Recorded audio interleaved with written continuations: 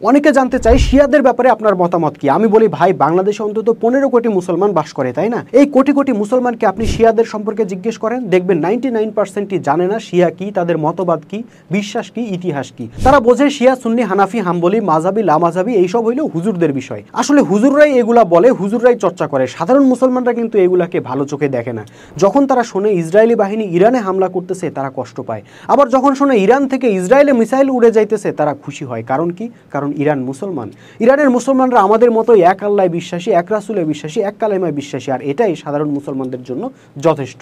ভাই, যদি শত্রুতার চর্চা করতে চান তাইলে সব মুসলমানকে সব মুসলমানের শত্রু বানিয়ে দেওয়া যায়। এর প্রমাণ দেখতে চান? তাইলে আমাদের দেশি হুজুরদের দিকে তাকান।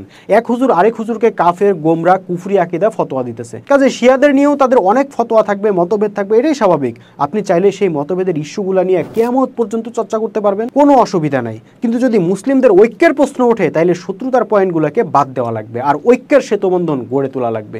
এক্ষেত্রে আমাদের কথা হইলো, আমরা শিয়াও বুঝি না, সুন্নিও বুঝি না, আসেন সবাই একটা কথার উপর আমরা ঐক্যবদ্ধ হই, সেটা হইলো লা ইলাহা ইল্লাল্লাহ।